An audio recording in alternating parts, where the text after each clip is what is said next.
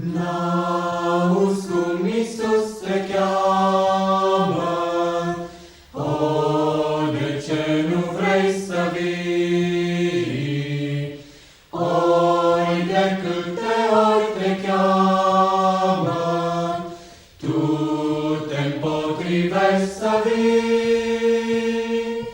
Inima lor ți-o deschide, ca să intre în ea Iisus, ca să intre Domnul slavei. Grăbește, nu întârzia, pentru lume și păcate, inima-ți găsește loc, numai pentru Domnul slavei, nu găsești tu niciun loc.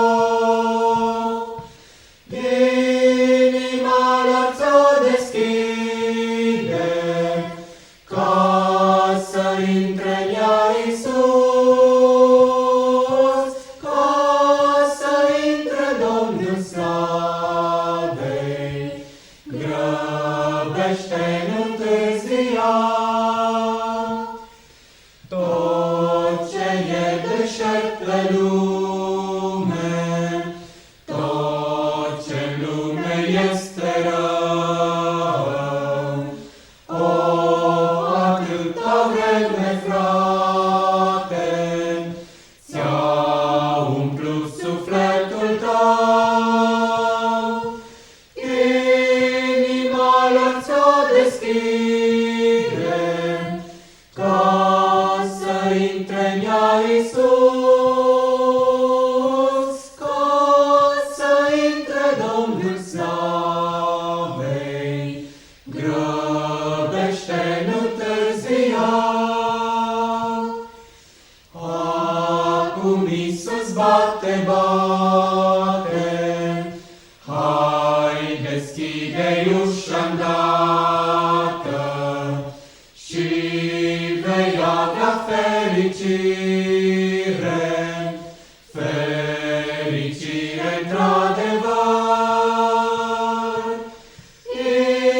Inima lor ți-o deschide, ca să intre în ea Iisus, ca să intre Domnul slavei. Grăbește, nu întârzia. Azi e ziua mântuirii, nu te bizui pe mâine. Vezi cum trece vremea și tu tot nemântuit. Inima lor ți-o deschide, ca să intre în ea Iisus, ca să intre Domnul slavei. Grăbește, nu întârzia.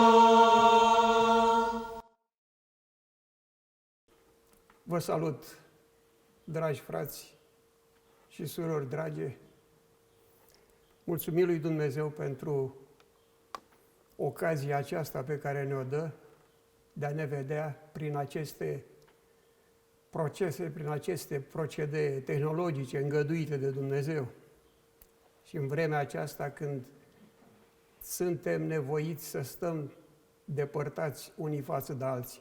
Dar de trude, griji, nevoi nu vrem să știm acum, căci toate noi le aducem azi la nostru bun stăpân.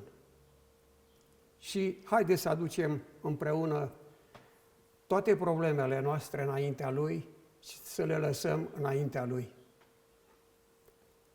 Doamne Iisuse, venim înaintea Ta cu sufletele noastre, unele încărcate mai mult sau altele mai puțin, cu nevoile noastre, cu dorințele noastre, Tu, care cunoști inima fiecăruia dintre noi, ne cunoști așa de bine, ne cunoști de-a fi rapăr, cunoști nevoile noastre. Și iată, îți cerem ca astăzi să te înduri de noi și să ne dai binecuvântarea de care avem nevoie, să ne dai cuvintele tale de care sufletele noastre au nevoie, să ne faci parte de descoperirea cuvintelor tale care dă lumină. Așa găsim scris în cuvântul tău. Doamne, te rugăm să faci liniște în lăuntrul nostru și să ne ajuți să primim cuvântul așa cum se cuvine, ca pe cuvântul lui Dumnezeu, nu ca pe cuvântul oamenilor. Rămânem încredințați în brațul tău și așteptăm ca tu să îți arăți slava ta și de data aceasta. Amin.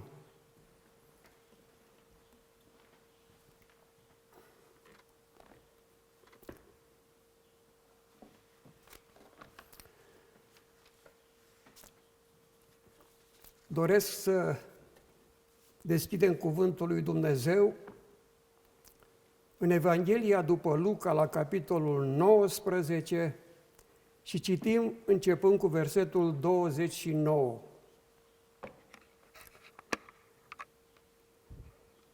Când s-a apropiat de Betfage și de Betania, spre muntele numit al Măslinilor, Iisus a trimis pe 2 din ucenicii săi și le-a zis: duceți-vă în satul dinaintea voastră. Când veți intra în el, veți găsi un măgăruș legat, pe care n-a încălecat nimeni niciodată. Dezlegați-l și aduceți-mi-l.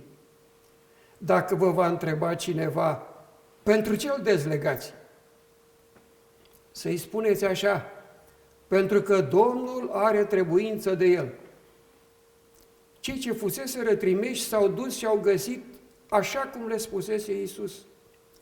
Pe când dezlega măgărușul, stăpânii lui le-au zis: pentru ce dezlegați măgărușul? Ei au răspuns: Domnul are trebuință de el. Și-au adus măgărușul la Iisus, apoi și-au aruncat hainele pe el și l-au așezat pe Iisus călare deasupra. Pe când mergea Iisus, oamenii își așterneau hainele pe drum. Și când s-a apropiat de Ierusalim, spre coborâșul muntelui Măslinilor, toată mulțimea ucenicilor, plină de bucurie, a început să laude pe Dumnezeu cu glas tare pentru toate minunile pe care le văzuseră. Ei ziceau: binecuvântat este împăratul care vine în numele Domnului, pace în cer și slavă în locurile prea înalte.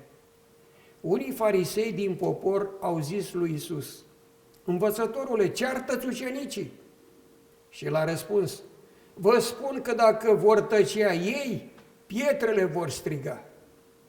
Când s-a apropiat de cetate și a văzut-o, Iisus a plâns pentru ea și a zis: dacă ai fi cunoscut și tu măcar în această zi lucrurile care puteau să-ți dea pacea, dar acum ele sunt ascunse de ochii tăi.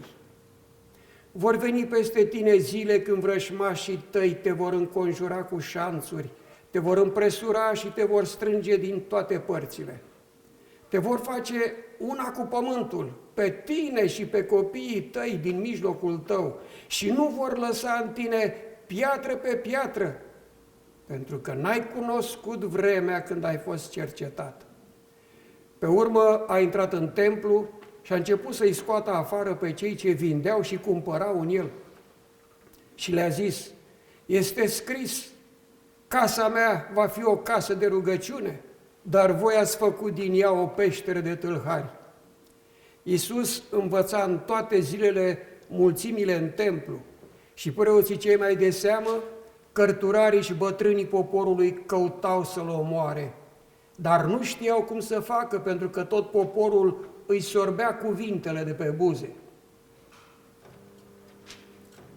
Până aici citim din Sfânta Scriptură. Iubiților, cuvântul lui Dumnezeu este hrană pentru sufletele noastre. Cuvântul lui Dumnezeu este inspirat, ne arată că toată Scriptura este însuflată de Dumnezeu și de folos pentru noi.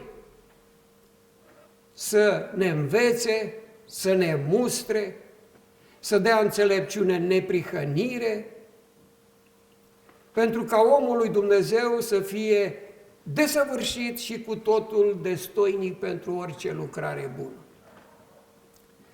Cuvântul ne spune că acest cuvânt al lui Dumnezeu era de la început.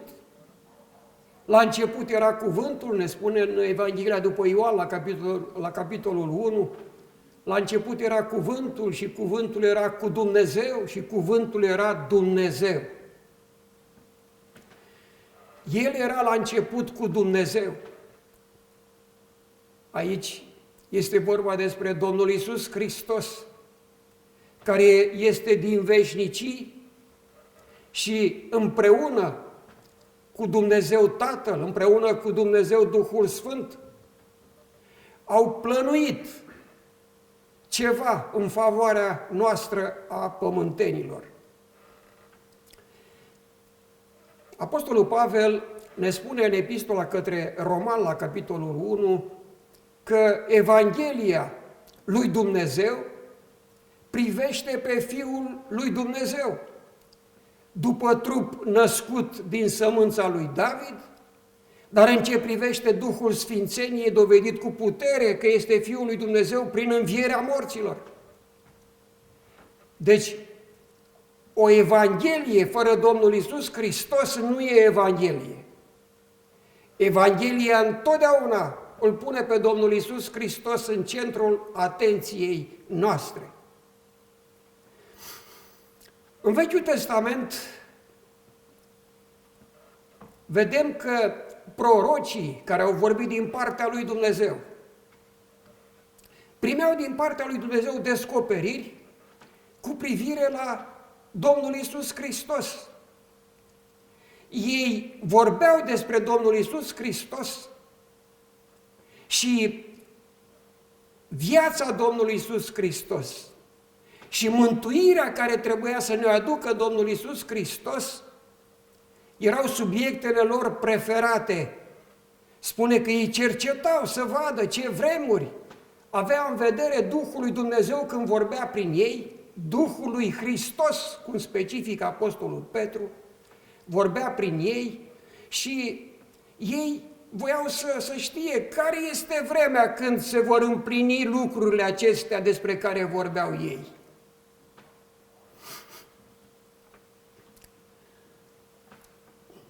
Spune că au făcut din mântuirea aceasta pe care trebuia să o aducă Domnul Iisus Hristos ținta cercetărilor lor stăruitoare.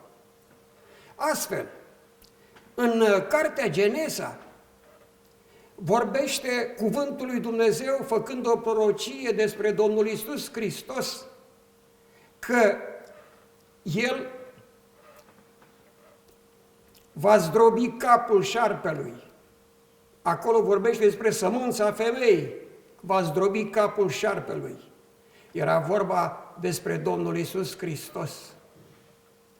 În cartea Deuteronom,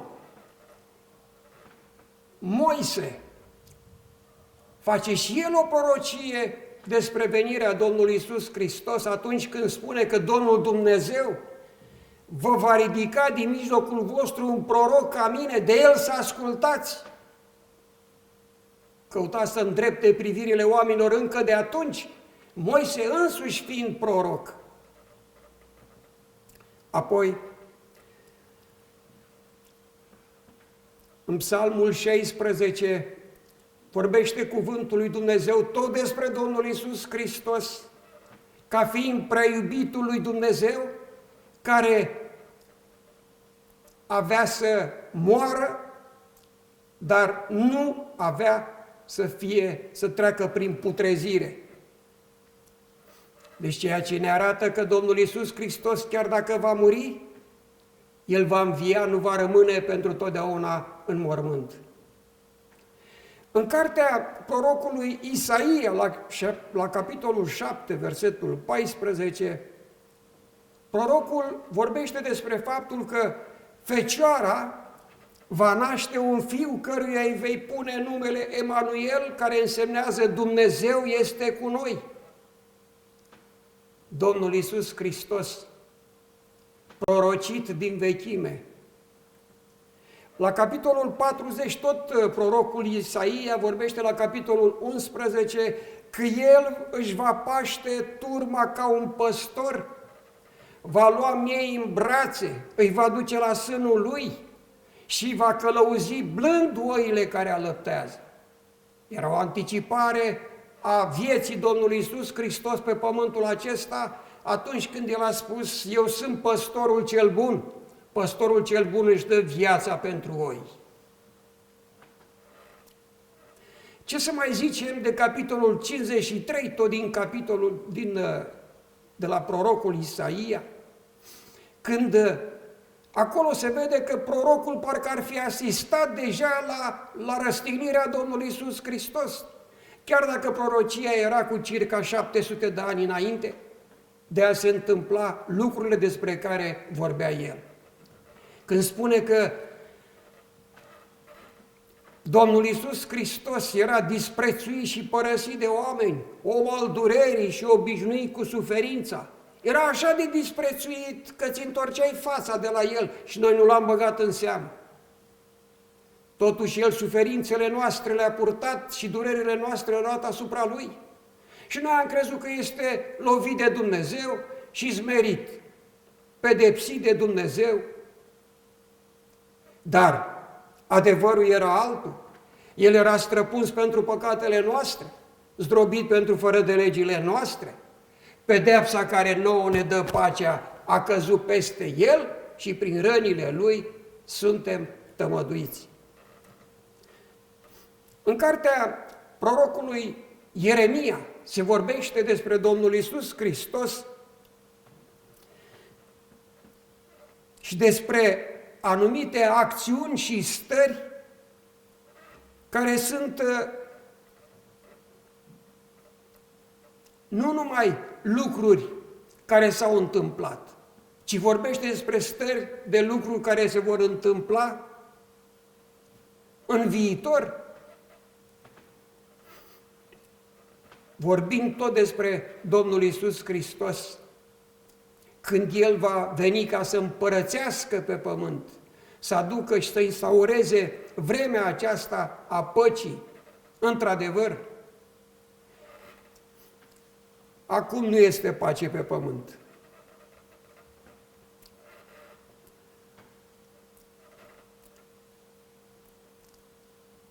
Se apropia vremea când toate prorociile făcute despre Domnul Iisus Hristos privind venirea Lui se apropia de împlinire.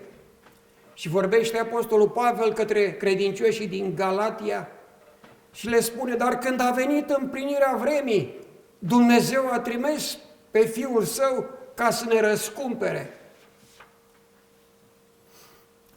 Iar în Cartea Evrei ne vorbește despre faptul că după ce a vorbit în vechime, prin proroci, Dumnezeu la sfârșitul acestor zile ne-a vorbit prin Fiul. A venit vremea ca aceste prorocii să se împlinească în persoana Domnului Iisus Hristos, prin venirea Lui în lumea noastră, atunci când a părăsit cerul și slava cerească, să vină la noi, să se apropie de noi și să ne aducă mântuirea lui Dumnezeu.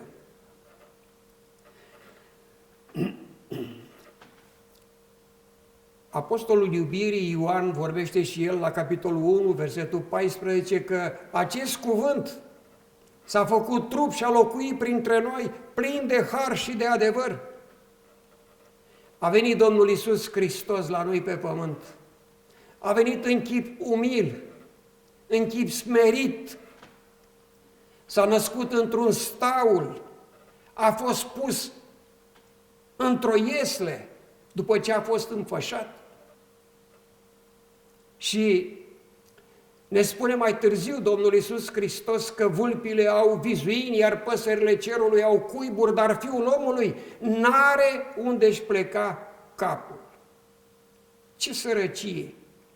Cum a venit El? S-a făcut sărac pentru noi ca să ne îmbogățească pe noi oamenii. Aveam noi vreun merit? N-aveam niciun merit. N-aveam niciun merit. Spune că plata păcatului este moartea și toți trebuia să murim. Dar Domnul Iisus Hristos a venit ca să împlinească planul alcătuit din veșnicii în ceruri de către Dumnezeu Tatăl, așa cum am spus la început, de către Dumnezeu Duhul Sfânt împreună cu Domnul Iisus Hristos, când au alcătuit planul de mântuire pentru noi oameni. Domnul Iisus Hristos a venit să îl împlinească cu prisosință pentru noi. Apostolul Petru vorbește și el în Cartea Faptele Apostolilor, la capitolul 10, versetul 38, despre Domnul Iisus Hristos, că a fost uns cu Duhul Sfânt și el umbla din loc în loc, făcând ce este bine pentru toți cei ce erau apăsați de diavolul. Iubiților, ne aducem aminte de cântarea noastră care spune: viața lui a fost iubire, numai lumină, mare har, dar lumea în a ei orbire i-a dat să bea pahar amar. Recunoaștem cu toții această stare de lucruri?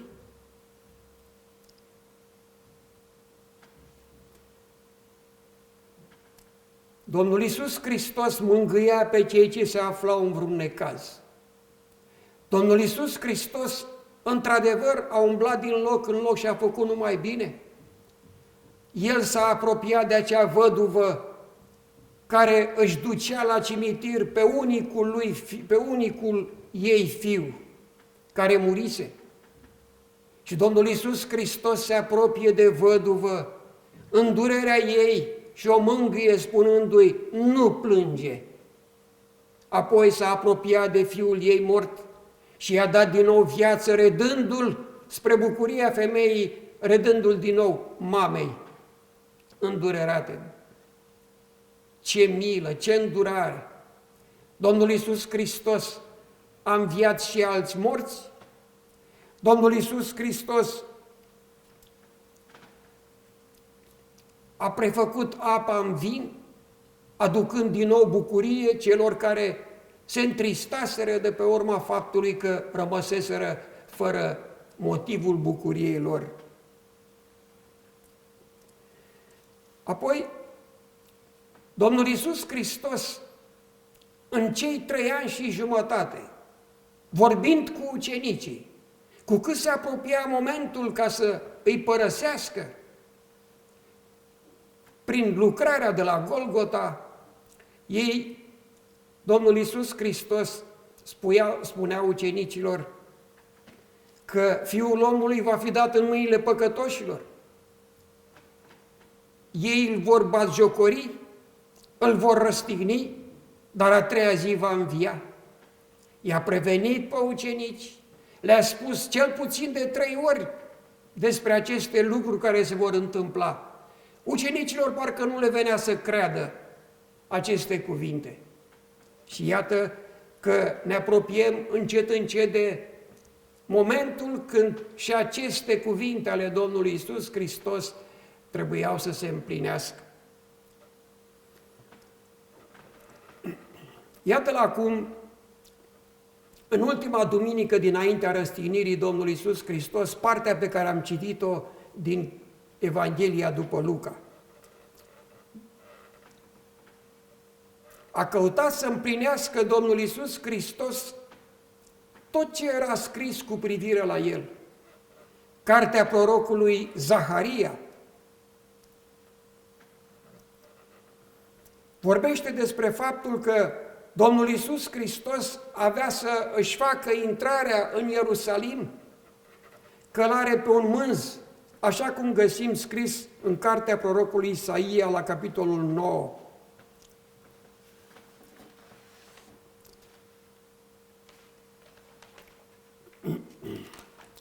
Zaharia, capitolul 9, citim: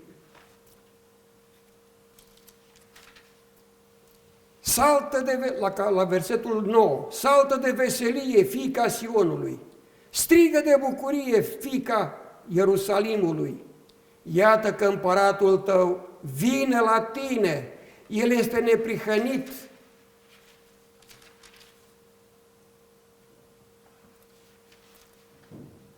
Și biruitor, smerit și călare pe un măgar, pe un măgăruș, pe mânzul unei măgărițe.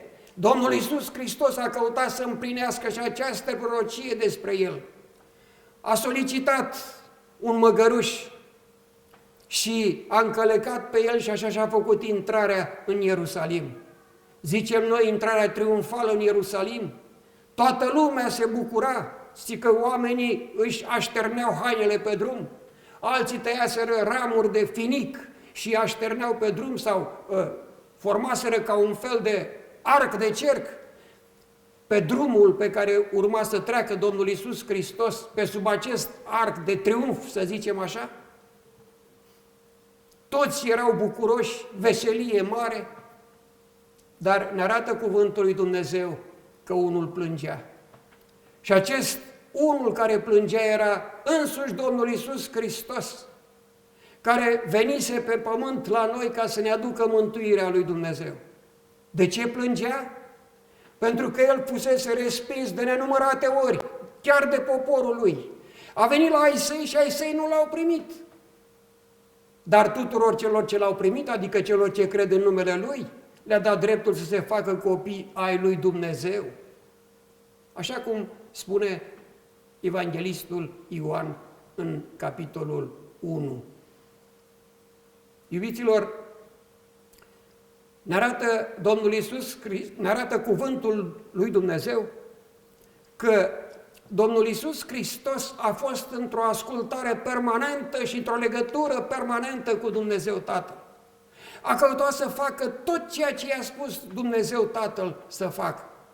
El a venit pe pământ la noi ca să-și dea viața ca preț de răscumpărare pentru noi, să ne atragă și să ne ducă din nou la Dumnezeu. Aceasta a fost misiunea Domnului Iisus Hristos.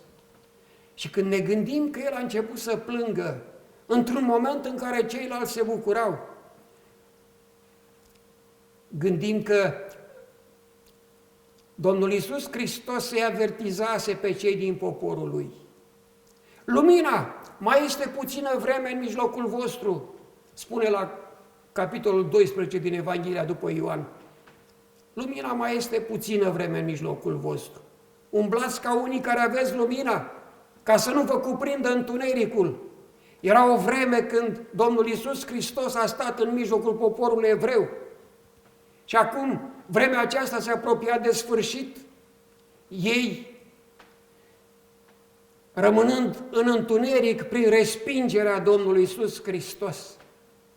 Iubiților, stau și mă gândesc și eu, nu cumva Domnul Iisus Hristos plânge și pentru unii din noi?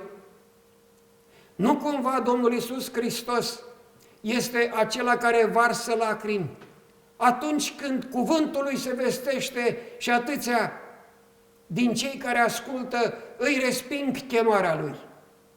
Stau și mă gândesc că poate ascultă acest mesaj copii de credincioși și cărora li se potrivește așa de bine acest avertisment din partea lui Dumnezeu.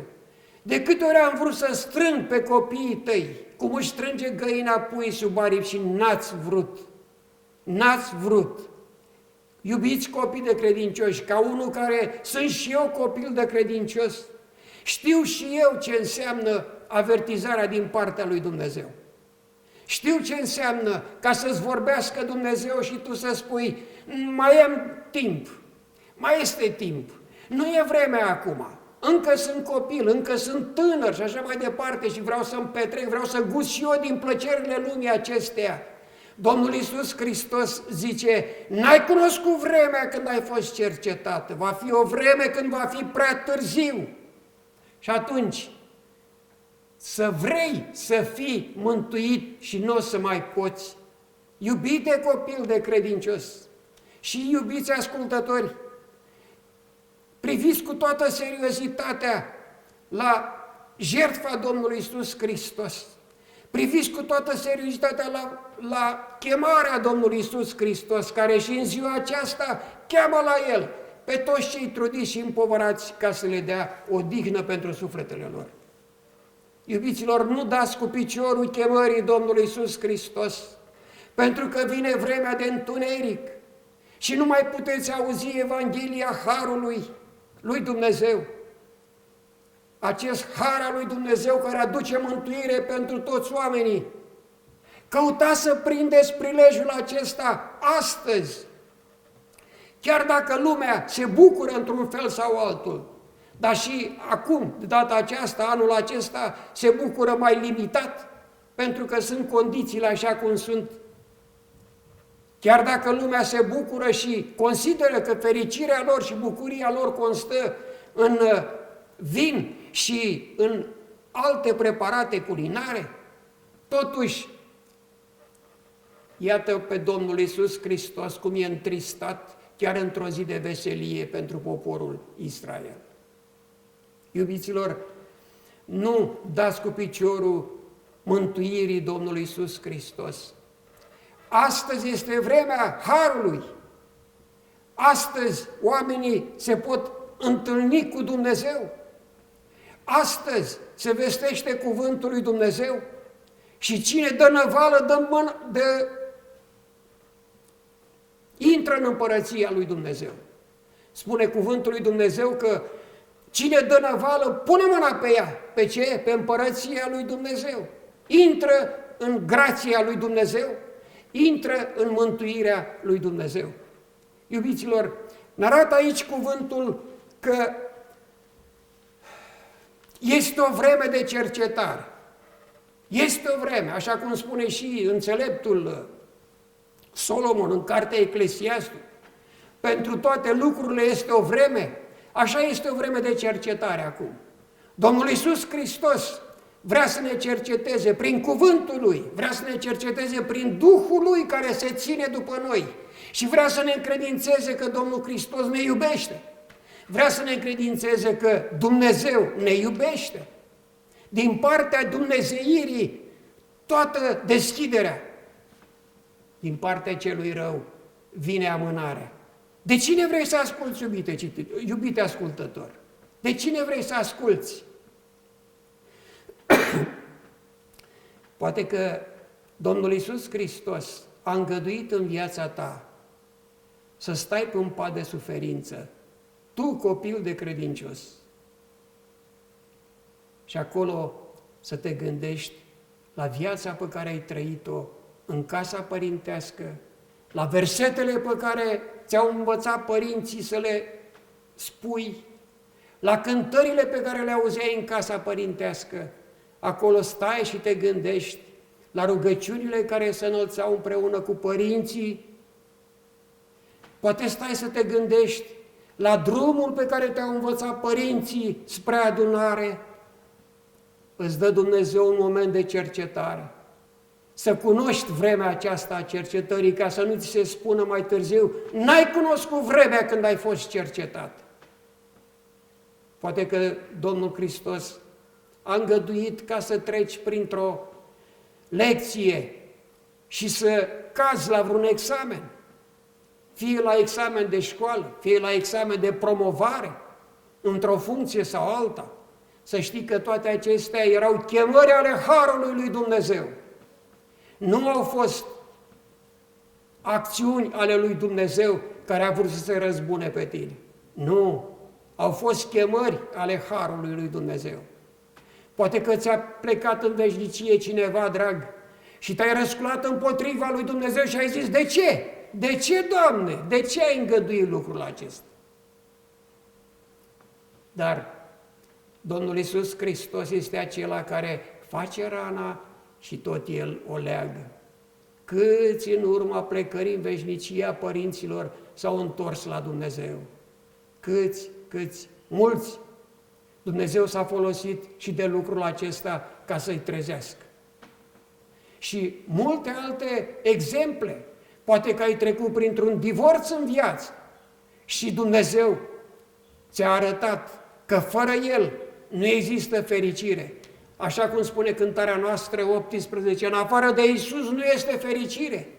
Iar în Scriptură zice, cine poate să mănânce și să se bucure fără El? Iar în altă parte, cuvântul lui Dumnezeu spune că să nu vă înjugați la un jug nepotrivit cu cei necredincioși și ai vrut să faci împotriva părinților legături cu lumea. Și cuvântul lui Dumnezeu ne avertizează în privința aceasta. Că ce legătură poate să fie între fiii întunericului și fiii luminii? Dar n-ai vrut să asculți. Și Dumnezeu te-a trecut printr-un examen greu. Prinde acum prilejul acesta. Nu te certa cu Dumnezeu. Primește din partea lui Dumnezeu și această situație. Mulțumește-i Lui că El are un plan cu tine. Iubiților, nu rămâneți nepăsători cei care nu v-ați întors la Dumnezeu. Nu rămâneți nepăsători față de un dar așa de mare. Darul lui Dumnezeu este Domnul Iisus Hristos. El să ne ajute pe toți să luăm seama la înștiințările Lui, pentru ca să nu-i se spună vreunuia dintre noi, n-ai cunoscut vremea când ai fost cercetat.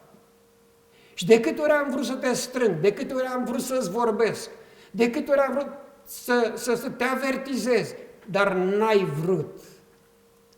Acolo spune, iată că vi se lasă casa pustie, rămânând fără Dumnezeu pentru veșnicie, nu mai poți să repari nimic dincolo în veșnicie, plecând fără El de aici, de pe pământ. De aceea, cuvântul lui Dumnezeu rămâne valabil. Astăzi, dacă auziți glasul Lui, nu vă împietriți inimile. Și într-o zi ca aceasta, când alții se bucură, alții sărbătoresc intrarea Domnului Iisus Hristos în Ierusalim, sărbătorește și dumneata împreună cu Domnul Hristos intrarea Lui în inima dumitale. Fă lucrul acesta și va fi fericit, vei fi fericit, va fi bine pentru tine și pentru cei de lângă tine. Iubiților, faceți bucurie cerului. Spune că cerul se bucură atunci când un singur păcătos se întoarce la Dumnezeu. Nu stați, nu rămâneți departe de Dumnezeu, ci apropiați-vă de El și El se va apropia de voi. Amin. Așa